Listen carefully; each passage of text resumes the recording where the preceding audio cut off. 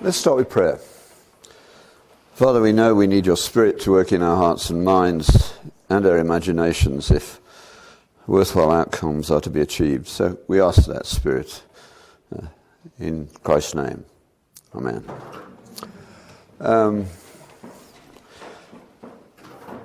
Modern genetics are increasingly difficult to keep up with. I have lived through what I call 3 stages of genetics. When I was 13, the human genome was, as Crick thought and Watson, done. Of course it wasn't. That was just simply their hubris. They didn't know what it was. It was a physicist who shared the Nobel Prize with them who actually said, this has got to be a code. And it didn't go too fast at that stage. But it undermined something that some of you might remember when the idea at medical school was one gene defect, one disease, a very one-to-one relatedness. But it wasn't that long before it started to become more complex. So take cystic fibrosis as an example. It is fundamentally one mutation which changes a small zinc gate on the chloride channel. But there are now about, I don't do cystic fibrosis and haven't done for 20 years, but even when I last looked, there were more than 20 different subtypes. And the genetic information that led to those subtypes does give us prognostic information, for instance. When I started in medical school, cystic fibrosis was called mucoviscidosis, and you didn't expect the children to live to be 2. But that was only because we were diagnosing only the worst ones. And then as time went by, we now have a disease where there's one subset, they don't find out they've got cystic fibrosis till they've got their old age pension. If there isn't a smart physician who picks it up earlier. And it doesn't do them much good if it does. So that was the next stage in genetics. When I started as an academic in the biochemistry department, there was lots of talk of junk DNA. Those that knew, in inverted commas, said, well, most of DNA is just a load of junk, it doesn't do anything. At least I wasn't that arrogant. I don't claim to be in any way free of arrogance. But now, of course, it's a few percent that is called junk. The rest matters, not in the straight gene way, but in all sorts of sophisticated ways. The next thing that came along, well, not necessarily chronologically, is the realization that the gene itself is capable of multiple modifications. So the whole story moved from DNA to what happens to DNA later on in the program, where it gets modified in various ways, because when you change, for instance, the pH, or put a different sugar in the system, you give the shape a twist, and you get a different phenomenon. So gene products are modified all the way along the way. So we've now got, I think, certainly in the thousands of proteins from what we would have thought of as a single gene in 1953. That makes the complexity of the whole thing almost beyond imagining. God's fascination by shape is amazing. Everything appears to be shape in some way or another. But that's where we've got to now. Now, what's going to happen next? Well, quite quickly, of course, we started realizing that the genetic diseases, we could actually do eugenics again. We didn't call it that. But the first thing that happens when a gene is identified is that within weeks, it's technically possible to have a very good test to diagnose it in utero. In most cases, there's no treatment. The only function is to tell mother that she's going to have a baby with CF. But that isn't what the geneticists want to do. The easiest way to cement this thought into your mind is just to remember an overheard conversation from many years ago in the cystic fibrosis clinic in the Children's Hospital in Ottawa. And a little runt said to an older CF kid, they all know one another, Mum went to hospital And she wouldn't tell me why. She wasn't there very long. And the older guy said, oh, she's going to have another baby like you. She got rid of it. Just think of the psychological ramifications of that. And that's just the beginning. I mean, these kids have enough to carry, and now you tell them, oh, by and large, we don't want you. That's where we're at. And of course, what's in sight now is straightforward eugenics. The intention, certainly in Canada, and I'm sure in the US, I haven't seen the actual committee. I don't know whether they've brought it out into the open, but in Canada they're quite straightforward about it. They're planning to get rid of approximately 30 genetic disorders before birth. Now, the average children's hospital currently needs a population base of over 1 million to keep its skills up to top level. Even that in Canada, with less than 40 million people in the second largest country in the world, means a lot of people are a long way from top flight expertise in pediatrics. But when this is all over, we'll only need about 6 hospitals for the whole country. I don't know how this is going to work out, but certainly skills for children as a whole will be diminished when children that God sent into the world with a problem from our point of view are no longer with us.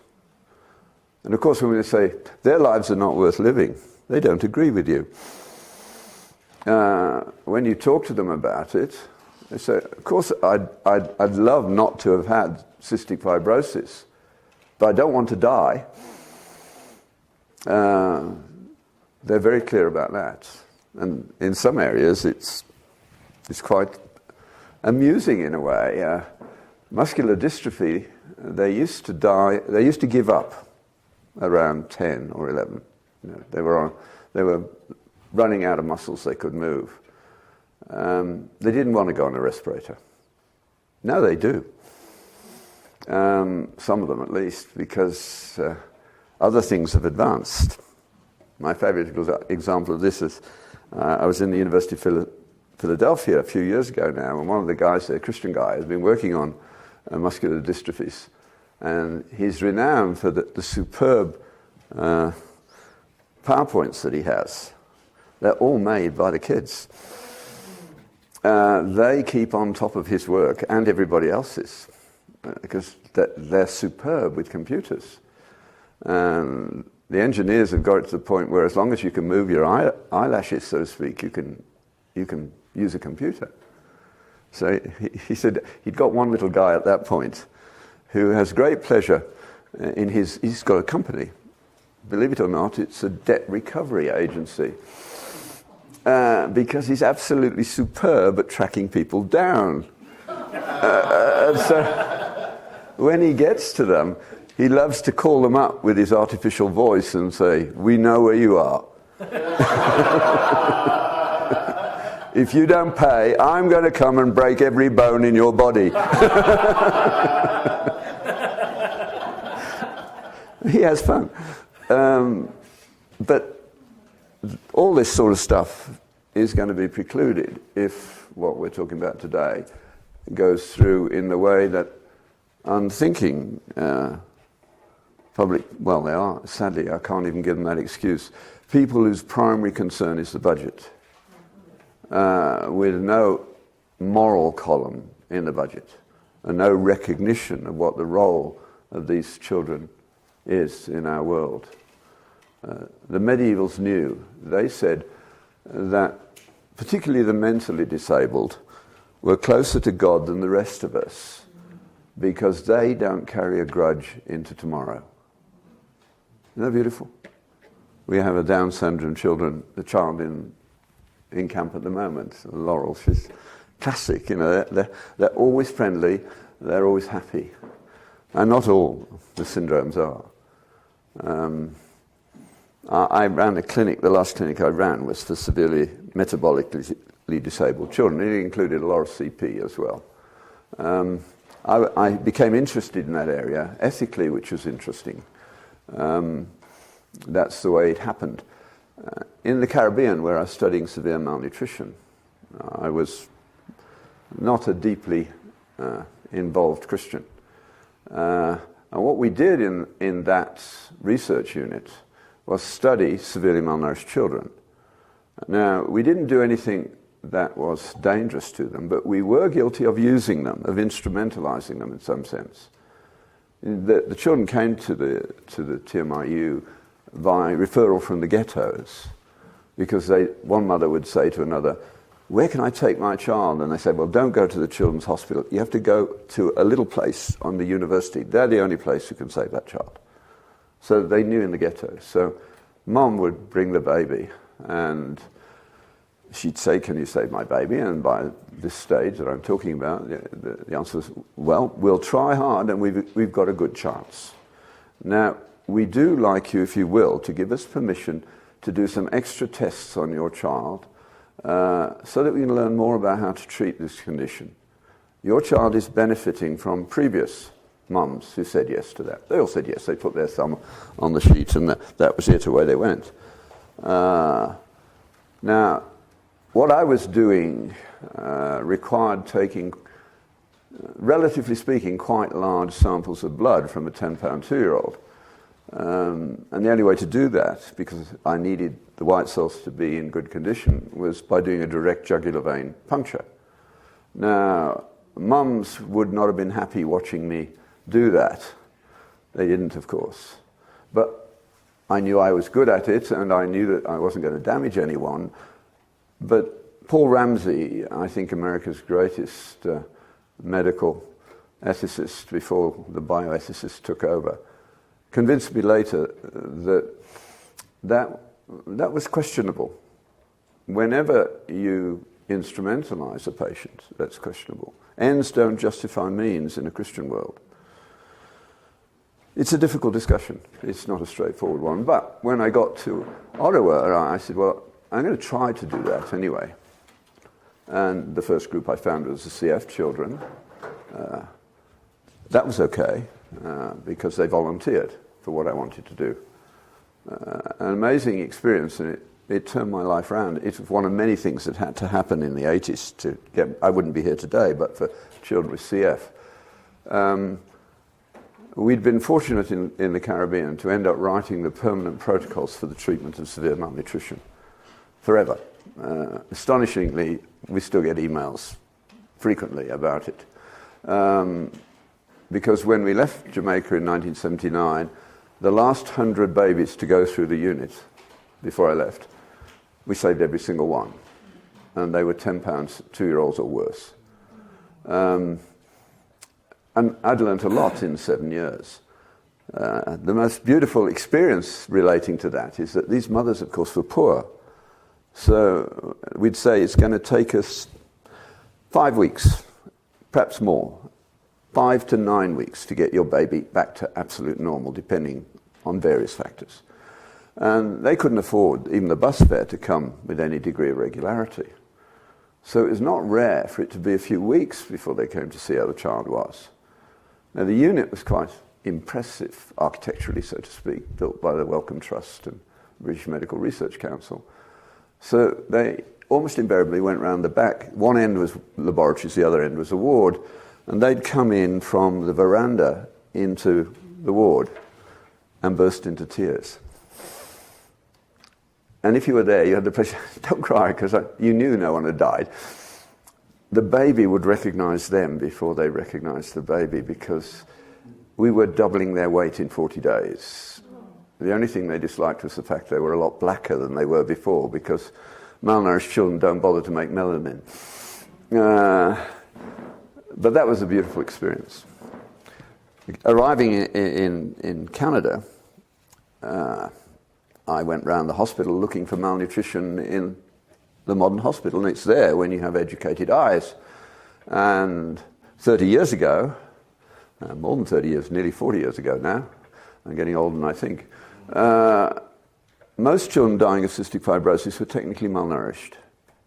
They're not like World Vision pictures. World Vision takes 2% of the burden of malnutrition, and because it really looks pathetic, they use that to raise money. but it is only 2%. It's not an honest way of presenting the problem. But the skin changes and the swelling doesn't happen in CF. It's just they don't have enough muscle mass to go with their length. They're pathologically thin. If you like, anorexia nervosa without the intent. So I wanted 2 questions. Is it reversible? Is it worth reversing? So you had to do an experimental study to answer that question. Jump through the hoops to get permission. The first volunteer was a 15-year-old boy with the body mass of an 11-year-old boy. He volunteered immediately as soon as I sent a note round saying I was interested in doing these studies. And the next time he was in town, he came and found me immediately. He said, I want to be on that study. I said, I haven't even told you what I want to do yet, Stephen. And he said, I don't care what it is, I'll do it. And he did. And what I needed to do, of course, was to feed him through a nasogastric tube for a month. And given the cough they have in CF, I had to say, look, Stephen, that tube's probably going to be replaced at least 100 times during the month if we're going to get this protocol finished. Can you handle that? He said yes. And he never complained. We very quickly became friends. We both had the same ironic sense of humor, which helps if you've got CF. Monty Python was really funny. And anyway, about halfway through the month, on a Sunday, the nurses called just after I got back from church and said, Stephen had coughed up his tube again. They'd got so many admissions, they were not going to replace the tube till 7 o'clock at night. So if I wanted my protocol followed, I'd have to go and put the tube in myself. So fine. I only lived 7 minutes from the hospital, no big deal. So I went out, got to his bed, and he noticed I was wearing a suit. It was Sunday, and it was a long while ago. We were still sort of dressing up for God was still fashionable. And he said, oh, you've been to church? I said, yes. Do you go to church? He said, yes. I asked him where he went. He was Catholic, I was Protestant. And I was so well trained in this very liberal part of North America, nobody ever talked about faith. And I didn't either. I put the tube in and went home. But his amazing mother, who was going to lose 3 children to CF, she didn't have a normal one, the next week stopped me in the corridor and said, you had an opportunity on Sunday to talk to Stephen about faith and you didn't take it. You would do that very well. She had no evidence for that. If I believed in words of prophecy, which I think I do, that was probably one of them. I didn't take any notice for quite a while. She was to take a role in it once more yet. So for Stephen it didn't work. He got about 400 grams, not 6 kilos. But there was enough evidence that these were teething troubles. We could solve this problem. It was going to work. And it did. We put the first permanent feeding tube into a CF child in Ottawa nearly 40 years ago now. If you go to a CF clinic these days, even adult ones, you'll find these little buttons. It wasn't a button to begin with. In fact, a button's not the best thing for CF, but it's the easiest thing. But it's worldwide, where CF is worldwide. So that's been an amazing experience. But 4 years later, I didn't do day-to-day care, but I was called to go and see him. And when I got there to his bed, he was clearly dying. His mum was sitting there and been sitting there. He hadn't said anything for an hour or so. Fairly typical behavior. You don't want to be alone. You've got CO2 levels going up if you're lucky and you just have a mild headache. They don't usually want to bother with an aspirin even, and then they fade away in a terminal coma. We manage their death very well. We don't confront the meaning of death very well. And that's what was about to happen to me. When I came in, he said, sit down, I want to talk to you. Well past the normal doctor-patient relationship. I sat down and said, Stephen, I'm sorry you're so sick. Can I do anything for you? And he said, it says in the Bible, if you ask anything in my name, I'll give it to you. I'm 19 and I'm dying and I don't want to. What do you say?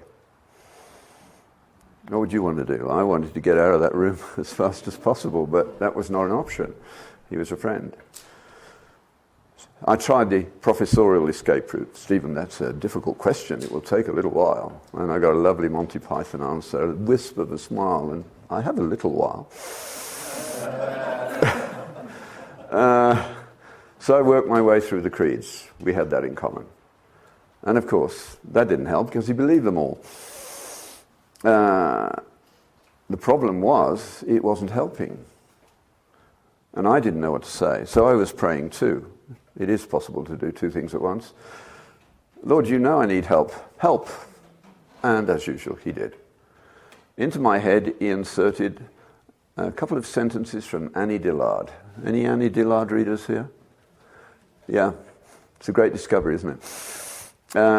She's lived a disordered life, so she knows what reality is. I love her thing about going to church. It's a few years out of date now, where they hand you a grubby little book. They should be handing out crash helmets. If God Almighty turns up, we're in trouble. But that wasn't the sentence came to mind. It was this one. Oh yes, God will provide for all your needs, but do read the small print. He decides what your needs are, not you. And I knew what to say.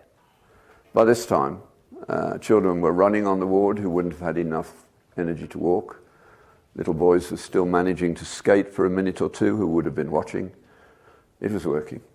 And it was certainly going to give them at least 5 years of extra life. And their dying process, which previously, the last year of life, if your death is by malnutrition, is also a year of depression that doesn't respond to antidepressants. Because what it needs is the energy to run the neurons. Antidepressants don't work, food does, if you can get it in. Any seriously malnourished child, you can put a needle in, it will never cry. It won't waste the energy. When it starts to cry, you know it's getting better.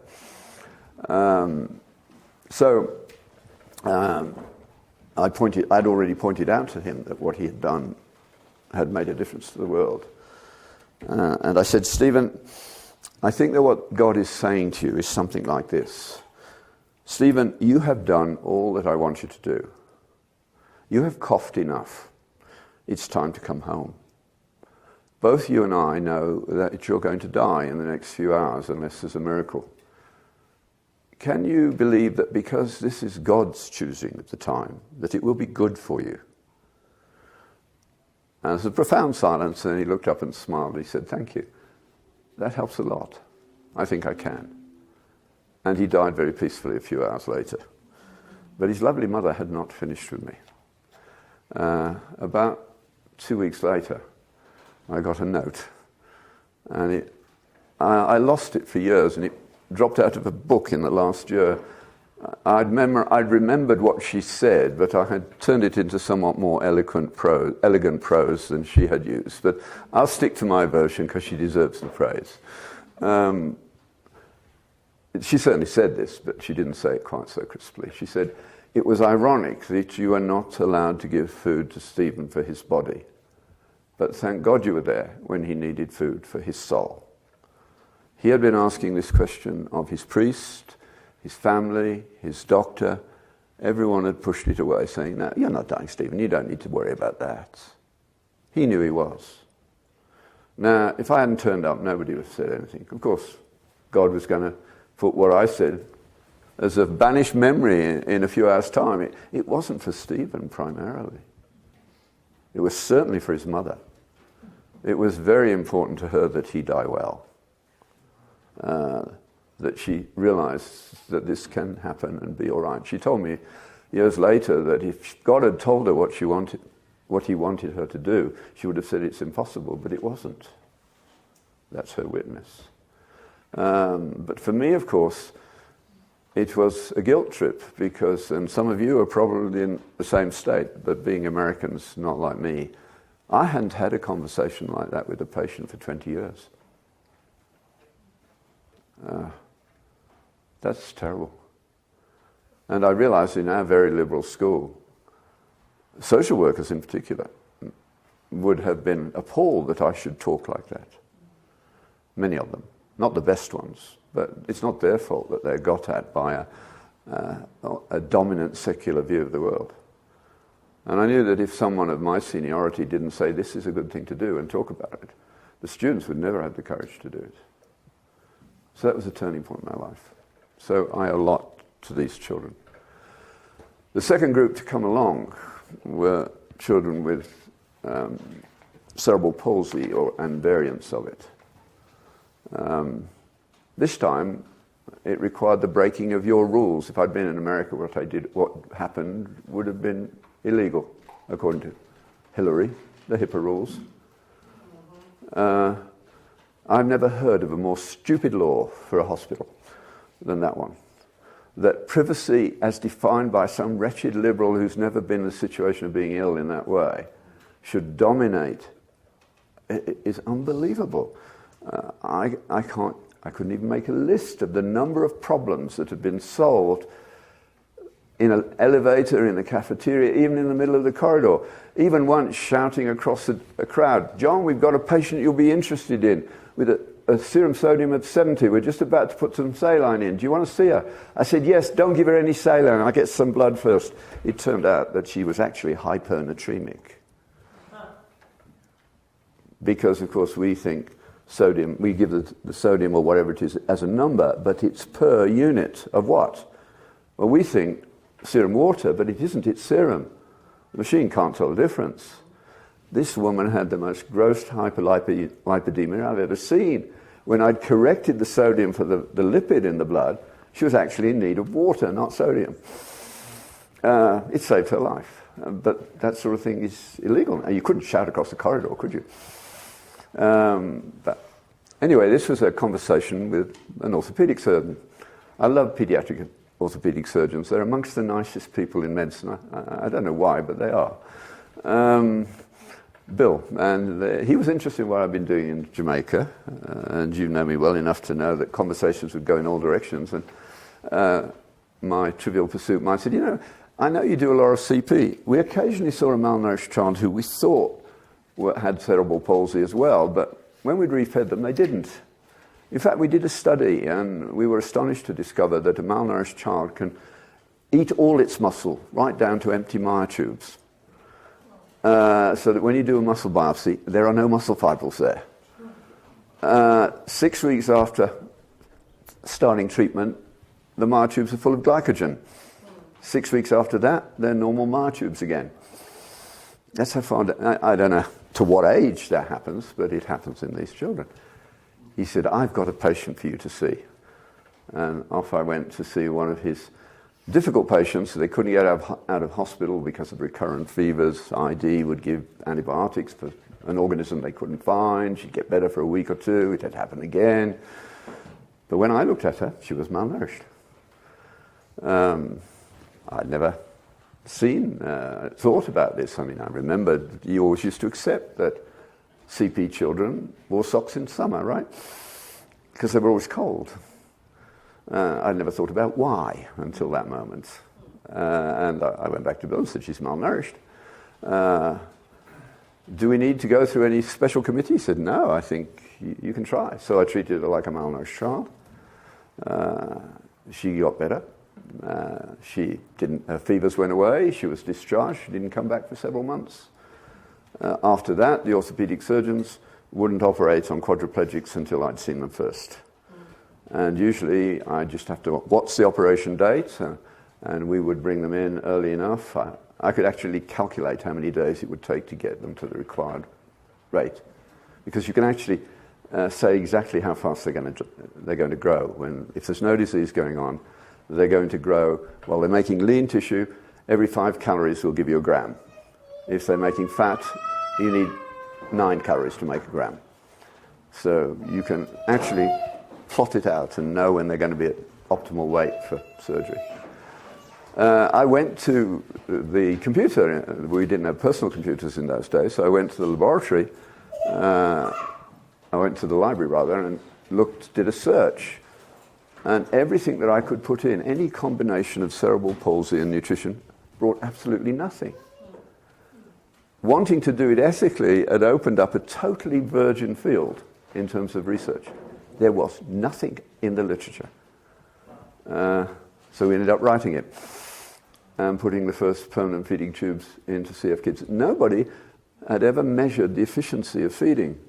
And by the grace of God, I was reviewing a grant for the Canadian equivalent of NIH, and it was from an occupational therapist. It was very worthy but rather boring research, but she was trying to quantify swallowing.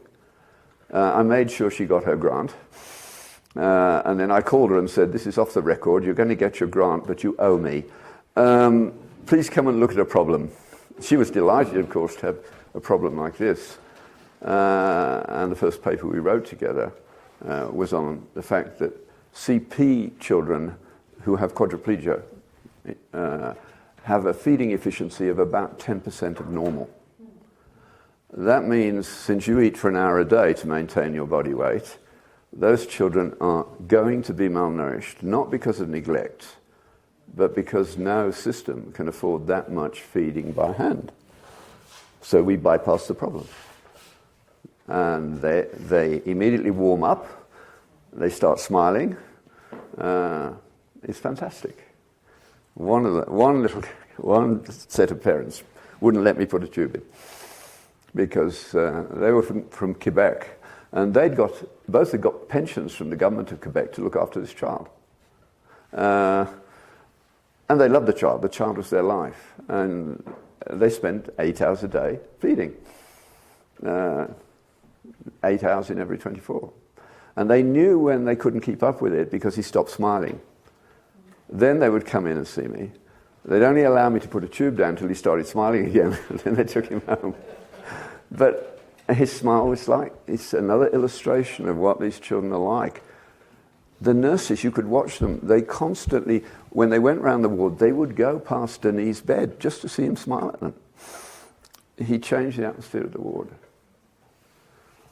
Now, this is what we're talking about today, is how are we going to deal with technology that is concerned only with efficiency and doesn't have a moral column in the account book? It's difficult. I don't know how we're going to do it. CRISPR is going to accelerate it. The problem of technology is a real one. What's the difference between science and technology?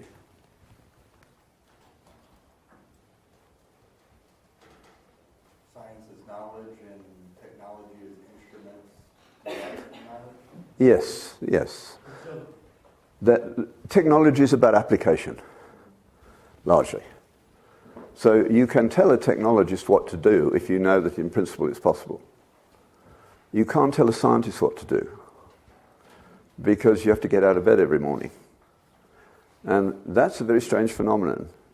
I got out of bed every morning for 25 years for one protein. I wouldn't get out of bed for the protein being studied in the next lab, and I can't tell you why. From the moment I met the phenomenon as a medical student, I was fascinated by how on earth is that done? Nobody knew at that point. Nobody knew how we made a membrane potential when I went to medical school. Well, that's not quite true. There were some physiologists who already knew, but the world at large didn't know. It didn't take long, and we didn't know the mechanism. Really, that happened a little later. Jan Skoo from Denmark got the enzyme when he came to America to do his spin to America bit of your career in Europe. He didn't like the lab, so he sat on the beach in California for a year and thought about what he had to do. And when he went back, he'd got one of the most important enzymes in the body. In fact, you're spending 45% of your energy on it at this moment. It's the major energy transduction system in the body. So technology, you can tell what to do.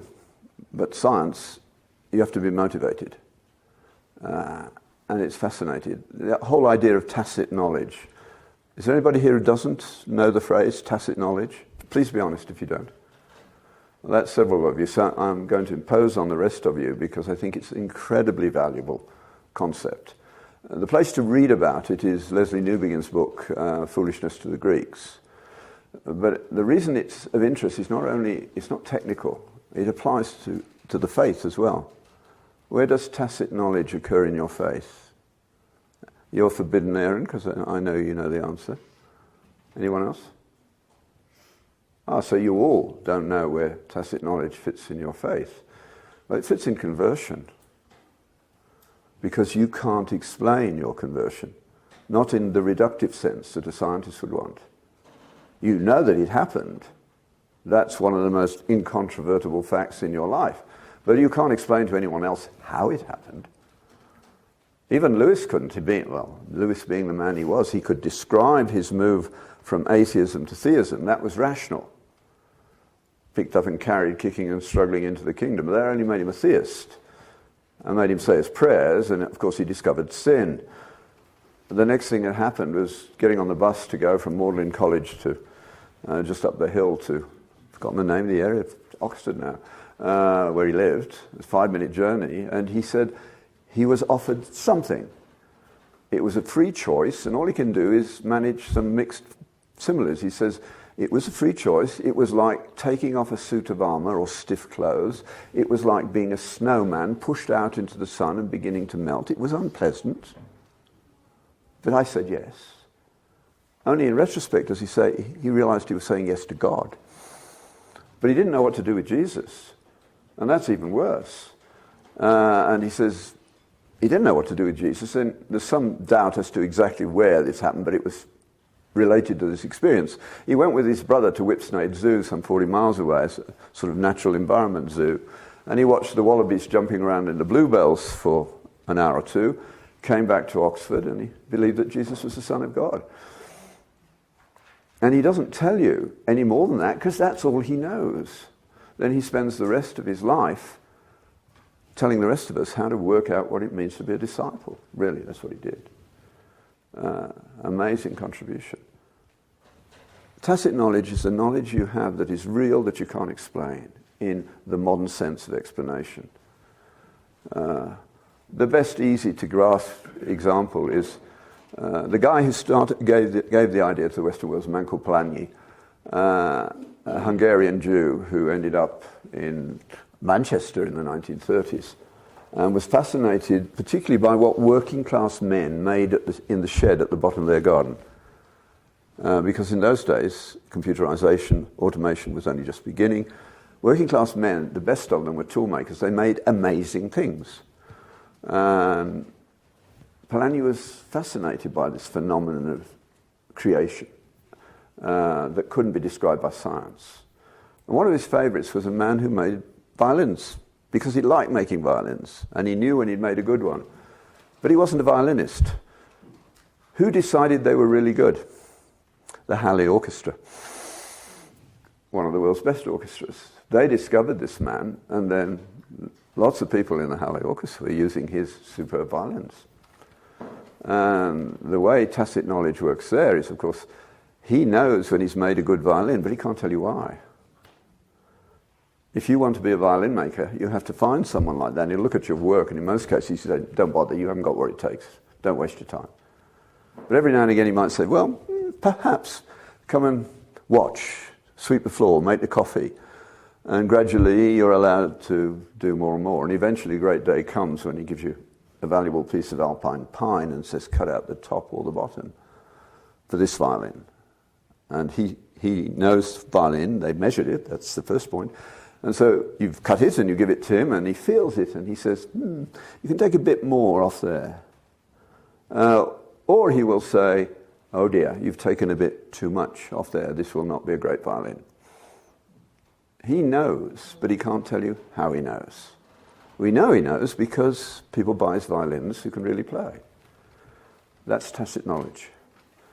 And it's something we should major in. What we know that we can't explain doesn't mean it isn't knowledge. You know that in medicine, don't you? If you go into an OR and somebody from your specialty is at work, how long does it take you to know how good he is? I've forgotten your name already. Paul. Paul. I know you're an orthopedic surgeon. How long does it take? 5 minutes. And that would be a long while. Well, I want to make sure. Yeah. But you don't know how you make that decision. You can rationalize it afterwards. You think of what you do and you rationalize it in that way. But you know first. You recognize your spouse, but it's not the way that you would tell anyone else to recognize your spouse, because you don't need any of those things. You just know. and it's real. So the reason we need to talk about this a lot more is because if we're going to confront the world we're facing, we need mechanisms that will actually stop them in their tracks. The people who are not, they don't have bad intent. They're just not thinking it through. I every now and again will meet someone on the lecture circuit in a liberal environment who knew me in my days as a trendy scientist. And obviously when you're speaking in university these days, your mugshot always appears. Even if you don't have one yourself, they'll find one somewhere. And I'm still recognizable. Facially, the hair color has obviously changed, but people don't have any problem. And so they'll turn up at the lecture, just, for old time's sake. And then if they're British, they'll be rude, and the conversation will go something like this. Haven't seen you for a while, no. I don't go to the meetings where we used to meet anymore. He said, oh, yeah, I used to read your stuff till the mid-90s. The clear implication being that I lost my mind in the mid-90s. And I say, you think I lost it? And he said, well, you write rubbish now, don't you? And I said, well, I think I can prove you're wrong. What do you call somebody who's lost their mind? And you have to say mad or crazy, right? What happens to their life? Well, it falls apart. Well, even my wife, who's not my greatest supporter at times, would agree that when I started taking faith seriously, life got better, not worse. She says I now should be much further on than I am. That's what she always says. That's why I don't normally look at her. So that's the reality. And then you can say to them, your problem is that you've bought a reductionistic view of the world, which is a good way to do science. There's no room in a scientific, reductionistic model for my faith, but there's plenty of room in my faith for reductionistic science. So which is the bigger box? That's a no-brainer. And if you knew some history, I say, and you went back to the 17th century and took the top 100 names of scientists from the 17th century, the golden age of science, you would find that only 2 of them were skeptics, and all the rest believed, and half of them very seriously, devoutly. What do these names have in common? Newton, Boyle, Faraday, Clerk Maxwell, Eddington, just to take one sequence. You know the answer. They're Christians, and they are Protestant Christians, and 3 of them are evangelical Protestant Christians. It sort of doesn't fit with their preconceived notions. And it's these preconceived notions which are dominating what we're willing to do now. Crispr, which you gave me as the title, is just an acronym for something originally discovered in viruses. Basically, it's the search and replace function that you have on the word processor. Viruses use it, but cells use it so that when a virus comes, they can snip out a bit of whatever the virus is, RNA or DNA, and then they're prepared for the next time it comes along that they can deal with the virus. So you can use this, they put it together with an enzyme that cuts up DNA. So you can use this search, destroy, and replace mechanism in human cells. So you can incubate the cell that you want to change and end up with a new piece of DNA that's the normal one for the bit that you've taken out. This is elegant in the extreme. I had to go and look at what they were doing. I could hardly believe that this was possible, but it is. And obviously some diseases are going to be got at very effectively. Certainly things like sickle cell anemia and the hemoglobinopathies are a sitting target now. It's just who's going to get there first in terms of the details that make it worse. Because you can take a cell out of the body and correct it and put it back, and sometimes you don't even need to do any more than that. It will override the one that is damaged, and if not, you can kill the bone marrow briefly and put in the new marrow that is theirs. It's antigenically okay. Cystic fibrosis is another one. This tiny little gate, literally a gate on a chloride channel, is a single gene, a very small piece, and that ought to be possible to do as well, and I think it will be. So it's very exciting. But now we've got the problem of how do we decide what we will change and what we will not change? Is anything sacred in the modern world? I came across, I didn't come across it, I came across it long ago, but I had this list of comparisons, and I didn't write down where I got it. I'm sure it's not mine. I'll read. It's comparing what it was for us and what it is now, and you can decide which specialty it is they're talking about. Truth has become either truth in inverted commas or mere perspective. Freedom for us is freedom for them it's freedom from. Moral foundations for us are moral neutrality for them. Duty becomes choice. Obedience becomes autonomy. Law and justice as discovery become law as man's creation. The imago Dei becomes the evolved man. Rights and reciprocal responsibilities are turned into rights defined by political groups. Conscience as sacrosanct becomes client-determined duties. And tolerance as a result of sin versus tolerance as a primary good. That's a pretty stunning set of changes that have occurred in our society basically since the so-called Enlightenment. That's the Enlightenment result, if you like. And I don't think it's actually overstated. The first thing I wrote, which brought me to the attention of David Stevens, was called The Myth of Moral Neutrality. And I wrote it in about 3 hours flat. Our Department of Education, Faculty of Education, sent a missive around the university saying that teaching in a modern state-funded university should be from a morally neutral position. I was so angry, steam was rising, because of course there is no such position. It would do well in Alice in Wonderland, but nowhere else, only in a place where words mean what I choose them to mean. So it flowed, references, quotations, everything, and at the end of the afternoon I felt better, and I sent it to a friend to read, and instead of reading it, he published it without my permission. It was only a little Christian journal for 1,500 people, so I didn't bother about it, because I knew the stuff I'd published in the mainline scientific literature is read on the whole by 6 people. It's not about knowledge, it's about careers. They don't read your CV, they weigh it. When you are quoted, you're twice as likely to be misquoted as correctly quoted. And so it goes on. That's the modern world. You call me cynical, but I'm also being blatantly and brutally honest at that point.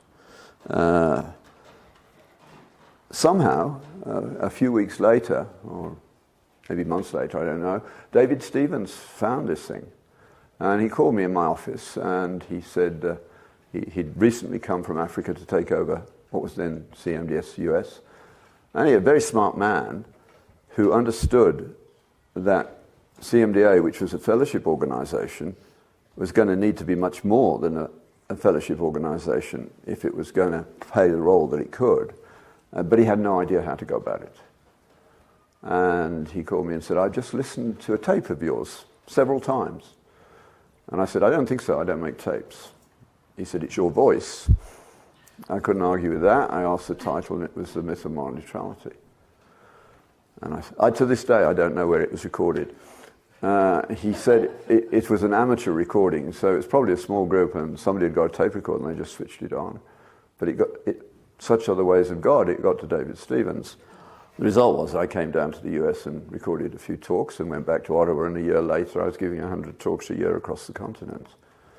And I ended up talking to the Cuban Minister of Health and people like that, going to the Ukraine to tell them why they couldn't run a health system, all because of that paper published in an obscure little journal. But it's where we are now. Moral neutrality is what the world thinks is the way you should behave, despite the fact that it doesn't exist. It's a figment of the imagination. Humpty Dumpty thought it up. But that's where we're at. So, in this world, what do? where do we go from here? Eugenics is back. What comes next? Well, we know historically. Which nation in the Western world was most upset by eugenics? Germany. They didn't start with the Jews.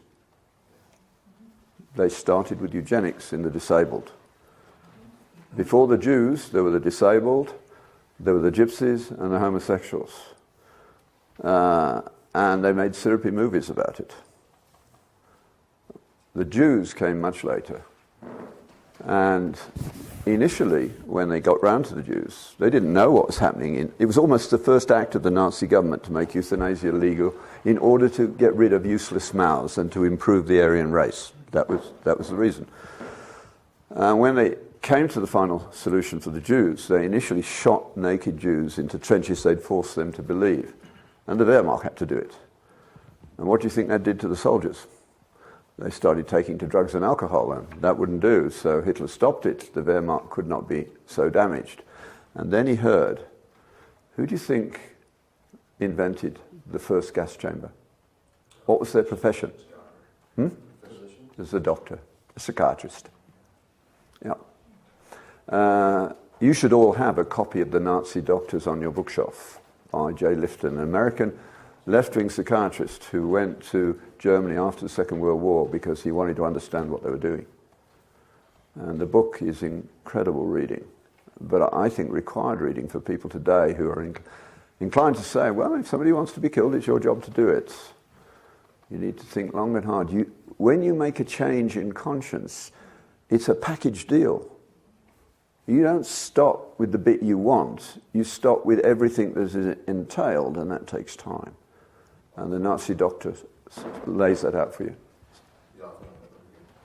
J. Lifton, Lifton. So now they're back.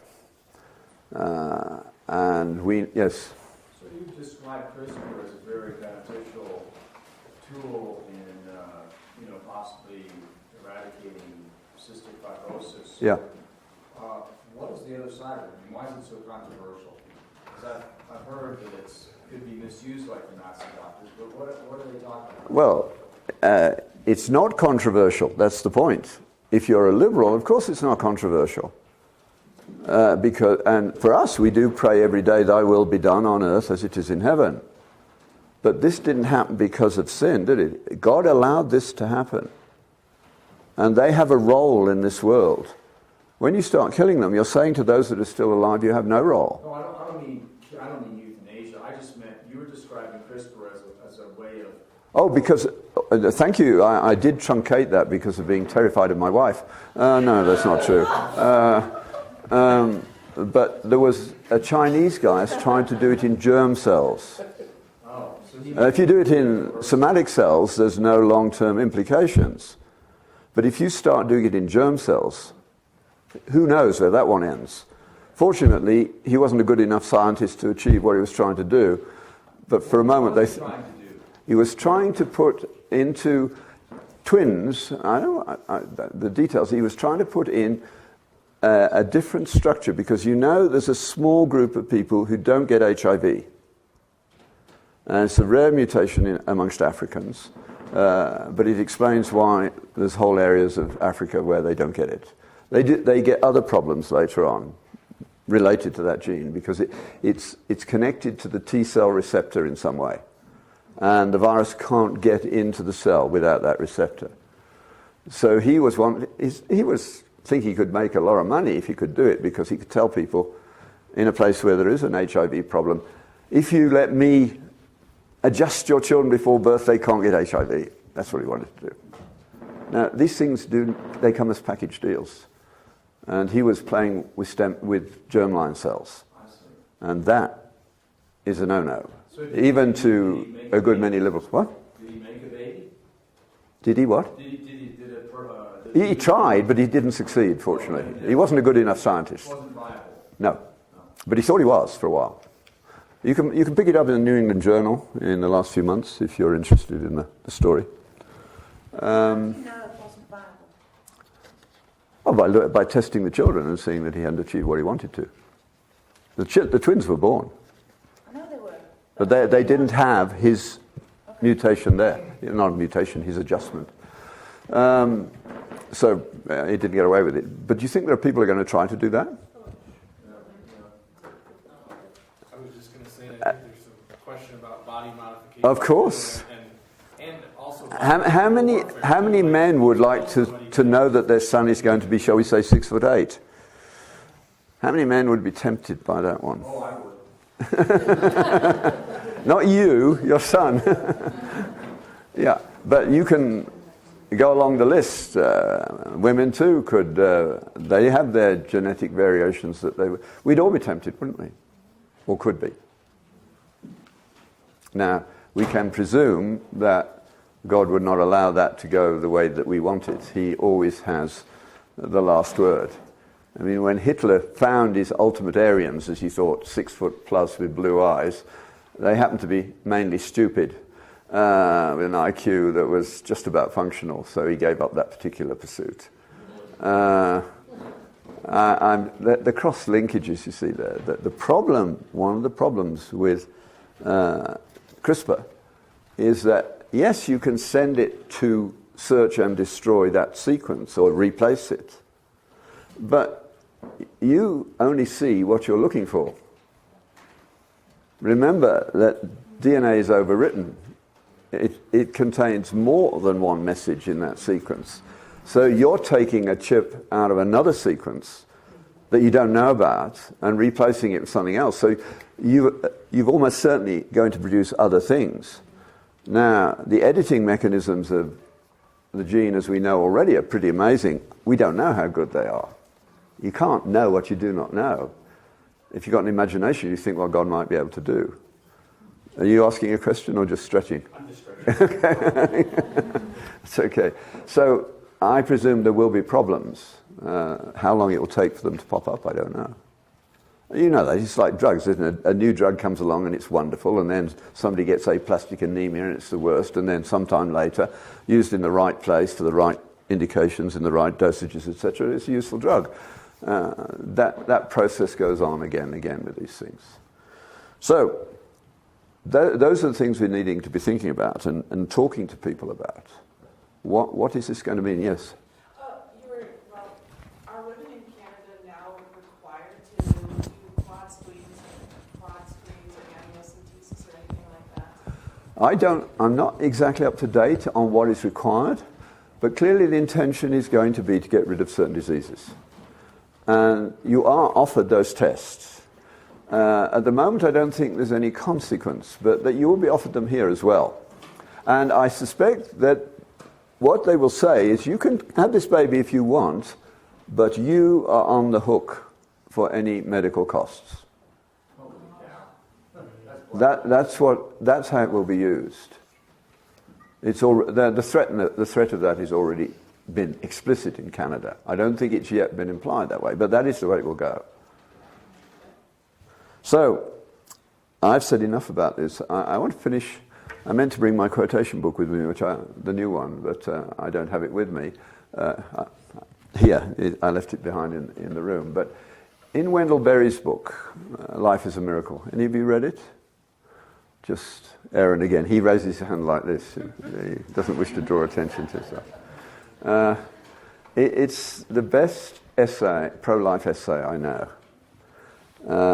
The opening chapter, which is, I'm going to paraphrase a bit from it, is actually a discussion of a subtext in King Lear, the story of Gloucester, who was blinded by Lear, and his son was exiled. And the blinded Gloucester is looking to commit suicide. And his son comes to him, disguised as a beggar, fools him into jumping just 2 feet, and then pretends he's jumped a cliff and miraculously survives, and says, "Thy life is a miracle, take it again." And hence the title of the book, Thy Life is a Miracle. And in that first chapter, he has a wonderful purple passage, which I can't quote accurately, but he points out that there are people who wish to tell us what our life is about, and we must resist them. We don't want other people, almost guaranteed to be inept bureaucrats, to have control over our lives. When they pushed Christians out of the practice of medicine in Ontario, it will be a very different practice of medicine. The cynics who have no problem with sending people into school to recruit for transsexual surgery, do you think they're going to care about patients in any real degree? It's just child abuse, and they do it in a children's hospital. Wendell Berry saw this coming. Read the book. The first chapter is beautiful prose. That's not actually Berry who wrote that. He's quoting another poet, a woman. But we don't live, I don't think, or I don't live with enough sense of getting up in the morning. I should, given how old I am and how fit we are. The grace of life. And to give thanks for it on a daily basis. Life is a miracle. Use it well. What's coming and what you're going to have to deal with in this area is not going to be easy, but we've been there before. We know that in the end, God's will will be done. What that will involve, we don't know. God does not love nations. They come and go, but he loves people. Whatever happens to the Western world in terms of nations, the people who live there are loved by God. Yes, so you had a question? Someone raised that. Yeah, so. Yes, I want to make sure I understood your comment about Ontario. You're saying that because of some of these now sort of avant-garde ideas that have become standard, things with which Christians cannot agree to participate in, so that will force Christians out of the practice of medicine. It's already happened in Ontario. Already happened. In the last month, if you will not make an effective referral for euthanasia, you must get out of your job. Or you'll be fired. You're told to go and do something else that doesn't require that. But, I mean, are you going to retrain for another specialty? Well, so that was your quip about dermatology yesterday. Yes, yeah. Okay, It wasn't an attack on dermatologists. It's a safe place to be. I don't think they're going to be asked. Well, they could be, I guess. But I'm so ugly you must kill me, I suppose. It's possible. What would you recommend the Christian doctor do in that case? I mean, is it... Remember, Well, in Canada, we already have one of our friends, his son, talked to me, and he's going to Alberta to do it. He wanted to come home to Ontario as a doctor. Now he's going to Alberta, which will be one of the last places to yield. Why is that? Just because of different culture. It's all about culture, this. Yeah. More conservative. Hmm? More conservative. More American. I mean, Alberta is the most American province of Canada because you brought American habits there. You used to have to buy land in Montana, and Canada would give it to you. So the guys who went to Montana sold their land at a profit and moved to Canada. So there's a lot of cross-border traffic between Montana and Alberta. And that's where liberalism's creeping into the West. Yeah, I don't know how that fits together. So, but to use this monastic example that you discussed yesterday, that in the middle of this cultural chaos, Benedict and the others created a new culture, preserved the old culture. Is there a way that physicians can band together and, sub rosa maybe, but just create a new... Well, they could, but we're notoriously bad at cooperating with one another politically. I missed that, I'm sorry. It could be done, but we're notoriously bad at cooperating politically. I started talking about this problem under 4 headings over 20 years ago in a talk which some of you have heard called What Hippocrates Knew and We've Forgotten. And it makes the point that Hippocrates understood you need your doctor to fear judgment after death. You need him to recognize that he's in a moral business. You need him to recognize the sanctity of life, and because of that, he will give you rights of conscience. All 4 of those are under attack. Now, if we could get organized, we would only have to agree when the first people, like the people in Ontario, who may decide that they're going to force the government to fire them, we should all go on strike rotating strikes every Friday for the whole of the summer. Most of us would like an extra day off at the weekend, so it wouldn't be too painful, but it would be very painful just emergency care on Friday, Saturday and Sunday. What would happen to the queues in Canada? They'd be going around the block. That would get the government's attention. And we could force them, yes, but we're just not politically astute. We'd only need about 10% of the medical community to join us in this, and that would be a big enough disaster to be a political disaster, wouldn't it? I mean, if that happened in America just before Trump went up, the Democrats forced that in other places, whichever one forced it would lose the election. And they know it. But they're hoping to pick us off bit by bit. And we'll let them do it. My son-in-law won't get engaged, and he's in the firing line. He's an oncologist. He says, I'm just going to resign and leave. Sadly. Well, having ruined your supper, go ahead.